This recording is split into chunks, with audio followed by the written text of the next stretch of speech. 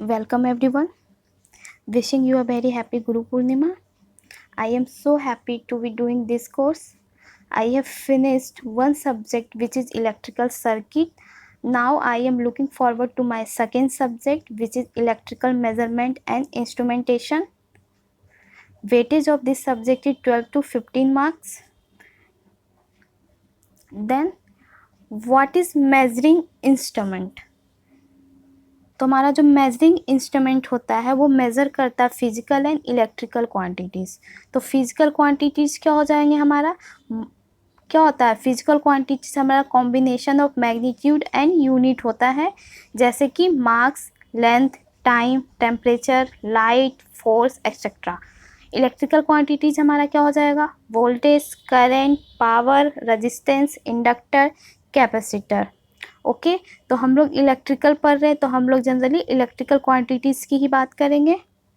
ठीक, अब जैसे कि यहाँ टर्म यूज़ हुआ मेज़रमेंट, तो मेज़रमेंट मतलब होता क्या है, तो मेज़रमेंट कंपेयर करता है दो क्वांटिटीज़ के बीच में जिसका यूनिट क्या होता है, सेम होता है, जिसमें से एक क्वांटिटीज़ हमारा अननोन होता है और सेकेंड क्वांटिटीज़ हमारा क्या होता है, प्री डिफाइंड होता है।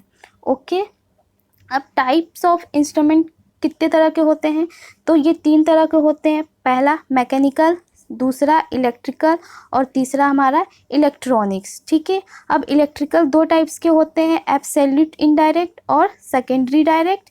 सेकेंडरी डायरेक्ट अब हमारा 2 टाइप का होता है, एनालॉग एंड डिजिटल। और एनालॉग हमारा 3 टाइप का होता है, indicating, इंट्रीगेटिंग and recording.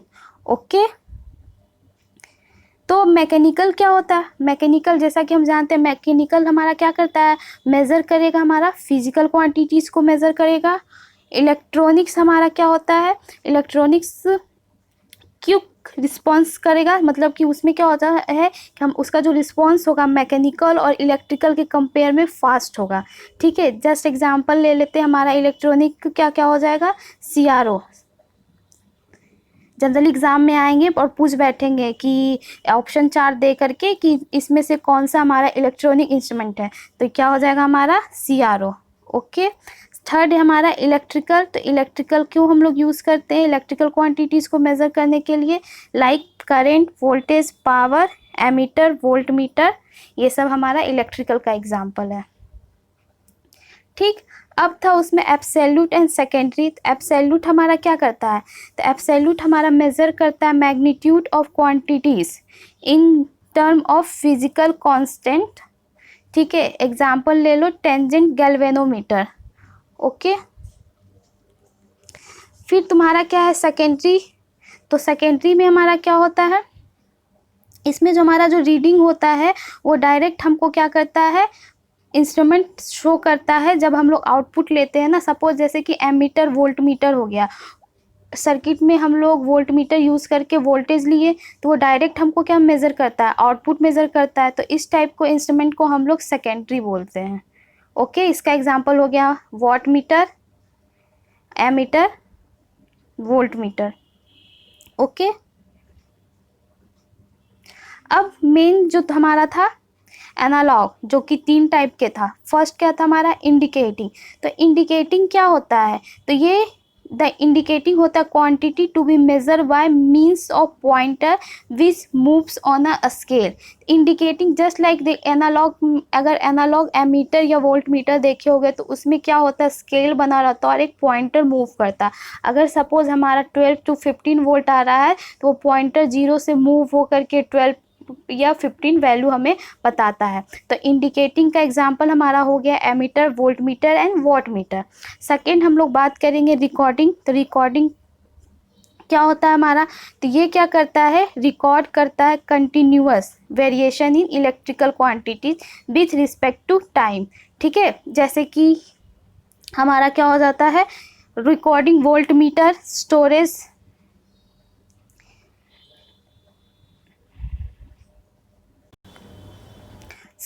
Oscilloscope. Third है हमारा इंटीग्रेटिंग। इंटीग्रेटिंग क्या करता है, ये भी रिकॉर्ड करता है consumption of total quantity of electricity energy. ठीक है, बोलने का मतलब हो गया कि जो हमारा घर में जो इलेक्ट्रिसिटी बिल होती है ना, तो उसका जो मशीन होता है जो घर पे लगा हुआ था वो हमारा क्या होता है, इंटीग्रेटिंग ही होता है। ठीक है, तो इसका एग्जांपल हमारा क्या हो गया, ampere hour metre, kilowatt metre या kilo volt ampere hour. Just like हम बोल सकते हैं कि सपोज पावर एनर्जी क्या होता है, P इंटू टी। तो ये क्या हो गया, किलोवाट, और ये क्या हो गया, टाइम। और ये आता कैसे है, ये हम जब इसको हम लोग क्या करते हैं, इंटीग्रेट करते हैं पावर को टाइम के रिस्पेक्ट में, तभी हमारा क्या आता है, PT। तो ये क्या कर रहे हैं, इंटीग्रेशन हो रहा है ना, इसीलिए हम बोलते हैं इंटीग्रेट। समझे। अब नेक्स्ट है एरर इन मेजरमेंट। अभी जो मैंने 3 इंस्ट्रूमेंट के बारे में बताया, इंटीग्रेटिंग, रिकॉर्डिंग और क्या था एक, इंडिकेटिंग, बहुत ही इम्पॉर्टेंट है। आप कोई भी एग्ज़ाम ले लो, SSC JEE RRB या किसी भी स्टेट का JEE या AE, इस 3 पॉइंट से एक क्वेश्चन आता है। ओके, तो ये बहुत ही इम्पॉर्टेंट है। ठीक है, अब नेक्स्ट हमारा एरर इन मेजरमेंट। अब एरर क्या होता है, एरर जनरली होता है difference between measure value and actual value. ठीक है, measure value and actual value. तो मेजर वैल्यू और एक्चुअल वैल्यू होता क्या है, तो जैसा कि जानते होंगे कि सपोज कोई भी हम लोग जनरली बात कर देते हैं, बल्ब की बात करें, चाहे कोई सर्किट है, ठीक है, एक सर्किट है, उस सर्किट में एक करंट हम जब मेज़र कर रहे हैं तो आया 5.2 एम्पियर। ठीक है, ये मेज़र वैल्यू है। लेकिन जब हम उसको as a theory wise calculate किए तो उसका करंट आया 5 एम्पियर। तो एरर कितने का आ गया, 0.2 का एरर आ गया।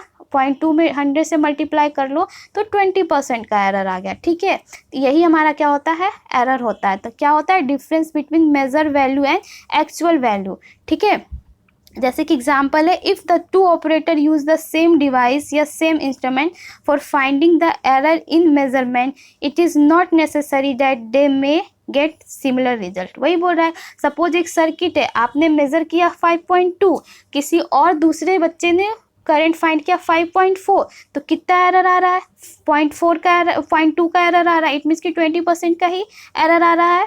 ओके, तो एरर हमारा क्या हो जाता है, ट्रू। एरर हम लोग कैसे फाइंड करेंगे, true value minus measure value by true value into 100। अब अगर उसमें पूछे कि एक्यूरेट कितना है, तो एक्यूरेट क्या करेंगे, 100 में हम लोग माइनस कर देंगे हमारा जितना % एरर आया। ओके, बहुत ही इंपॉर्टेंट फॉर्मूला है। अगर आपको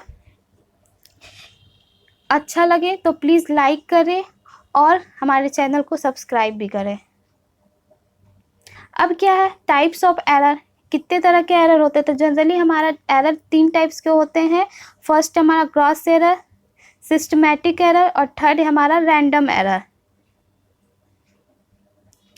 ठीक है, तो हमारा जो सिस्टमैटिक एरर है ये भी 3 टाइप्स के होते हैं। फर्स्ट है हमारा इंस्ट्रूमेंटल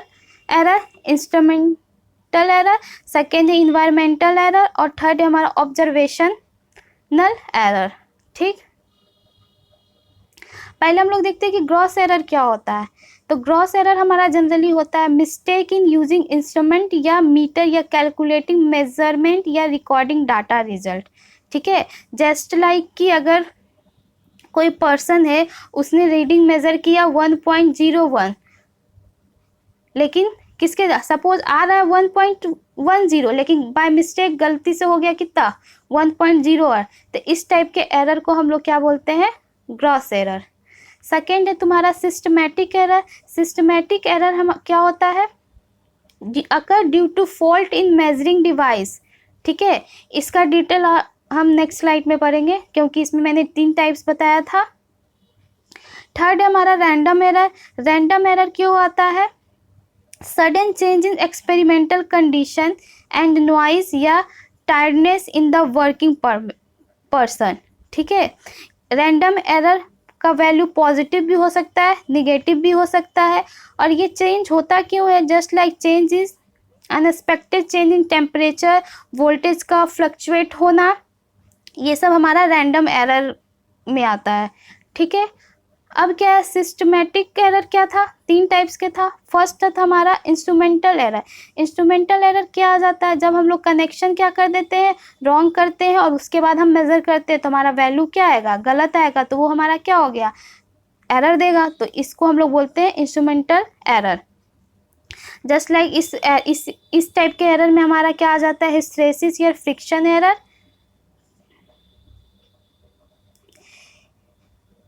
और this type error included loading effect and misuse of instrument, ठीक है। तो ये सब वर्ड याद रखना, loading effect, misuse of instrument. Instrument error क्यों आ जाता है, wrong connection between measuring.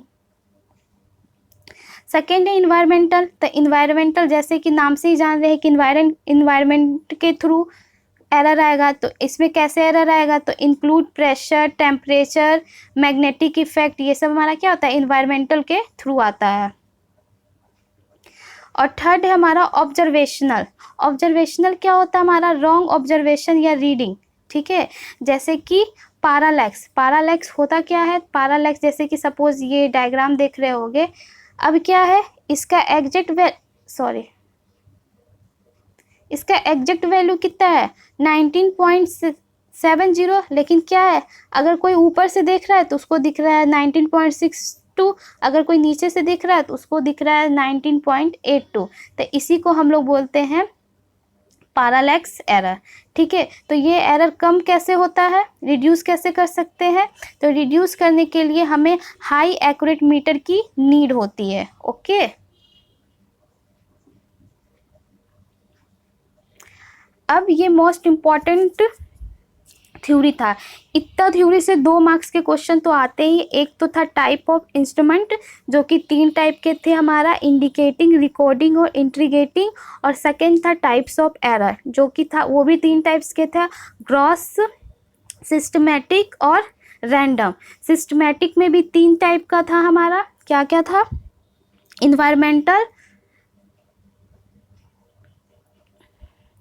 Environmental, instrumental and observation, ठीक है। ये तीनों बहुत ही इंपॉर्टेंट है। आप कोई भी एग्जाम ले लो, इस पे से 2 क्वेश्चन फिक्स है, या तो टाइप ऑफ इंस्ट्रूमेंट से आएगा या फिर एरर से आएगा, ओके। तो अब हम देखते हैं first question, which of the following is a type of recording instrument. Option A ammeter, B megger, C voltmeter, D XY plotter, ठीक है। एमीटर, वोल्टमीटर, मेगर सिलेबस में है आपके SSC JEE के, तो हम आगे और डिटेल में पढ़ेंगे, ठीक है। ये आपका 2018 का क्वेश्चन है, ठीक है।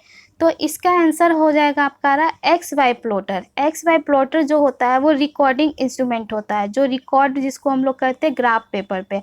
और जो हमारा वोल्ट मीटर, एमीटर और मेगर होता है, ये इंडिकेटिंग होता है, क्योंकि इसमें क्या होता है, एक स्केल होता है, पॉइंटर होता है, मूव करता है, ओके। तो हमारा इसका आंसर क्या आ गया, D.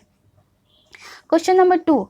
The function of measurement system is A. Indicating function, B. Recording function, C. Controlling function, D. Indicating, recording, controlling function. ये आपका 2018 का क्वेश्चन है, ठीक है। तो मेजरमेंट क्या होता है, अभी मैं बोली मेजरमेंट क्या होता है, कंपेयर बिटवीन द 2 क्वांटिटीज, जिसमें एक अननोन होता है और एक प्री डिफाइंड होता है, ठीक है। तो अब इसमें क्या होता है, मेजरिंग सिस्टम में 4 फंक्शन होते हैं। फर्स्ट क्या होता है हमारा, इंडिकेटिंग फंक्शन होता है।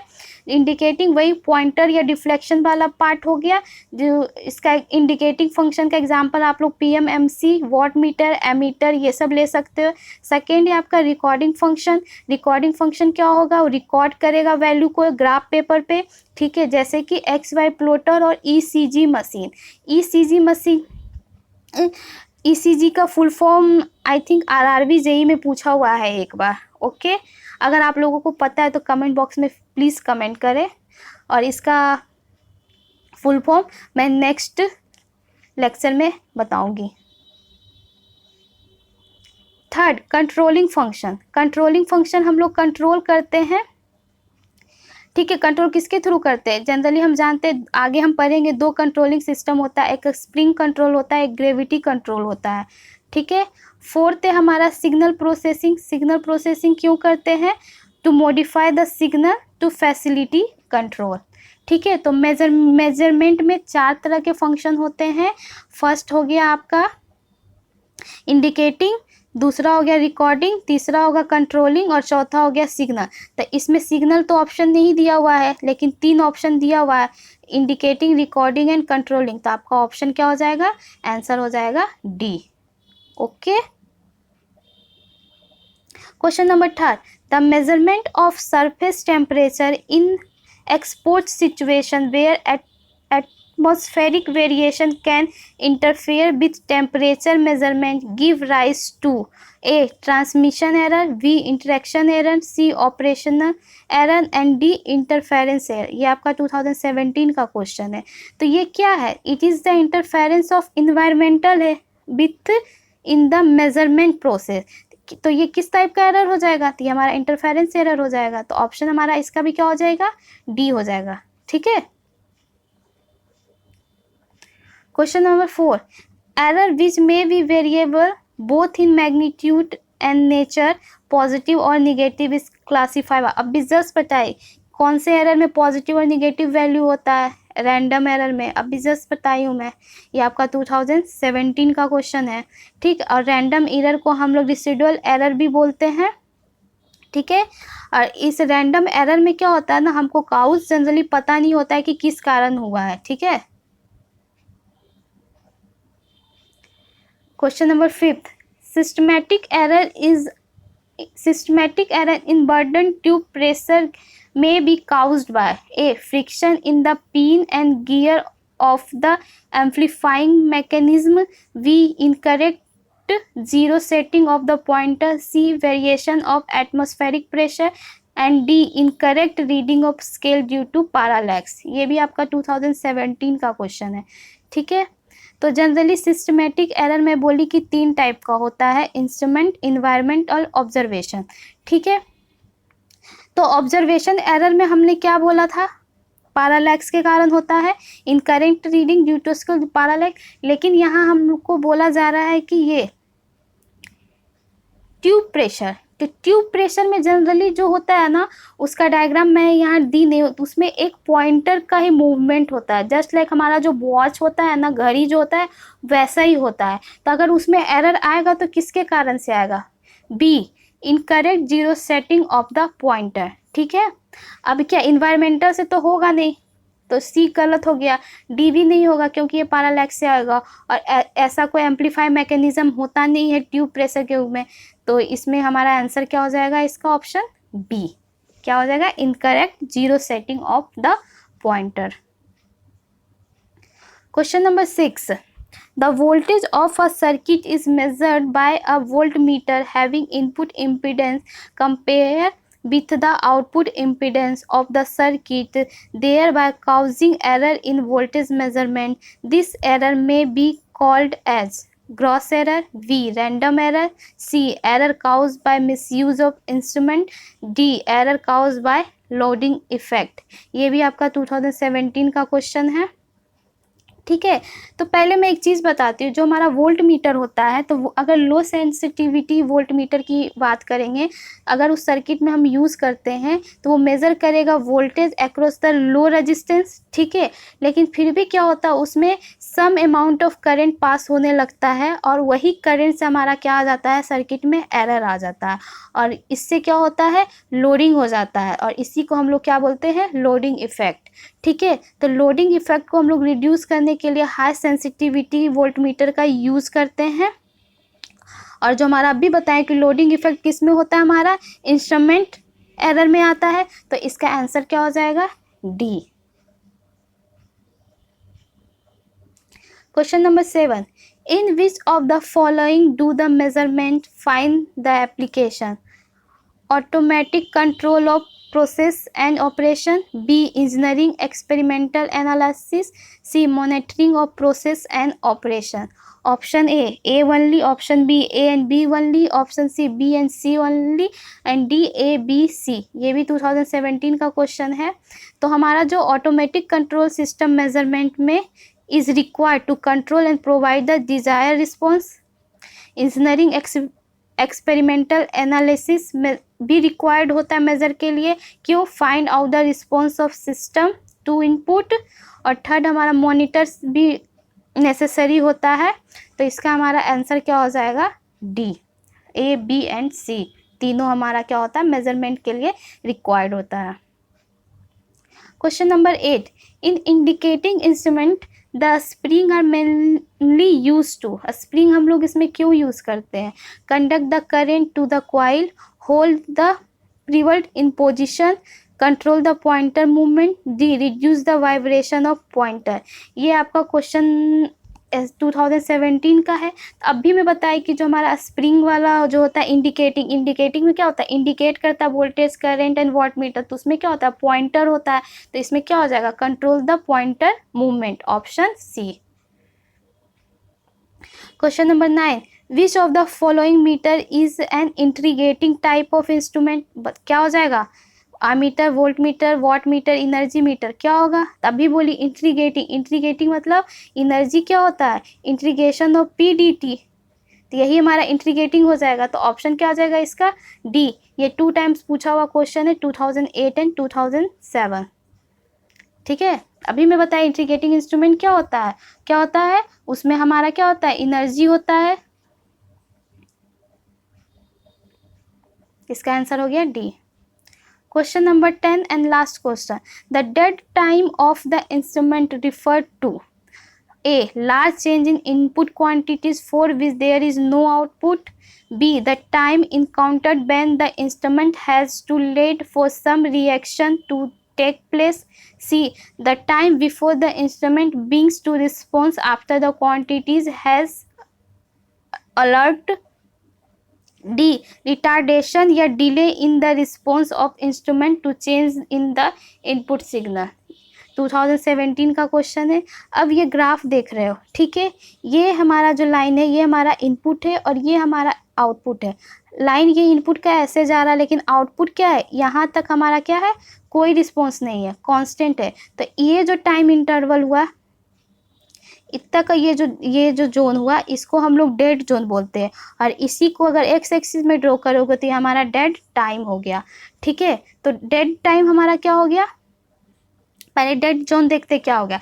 डेड जोन होता है largest of the measure variable for which instrument does not response. हो गया ना, इनपुट दे रहे हैं लेकिन हमारा आउटपुट कोई रिस्पॉन्स नहीं कर रहा है। तो उत्तर तक का जो जोन होगा वो हमारा डेड जोन होगा, और उतने तक का जो टाइम को हम लोग डेड टाइम बोलते हैं। ठीक है, the time before the instrument week to response after the measured quantity has been changed. ठीक, तो इसका ऑप्शन क्या हो जाएगा, C. Thank you, good luck with the course and see you in the next lecture.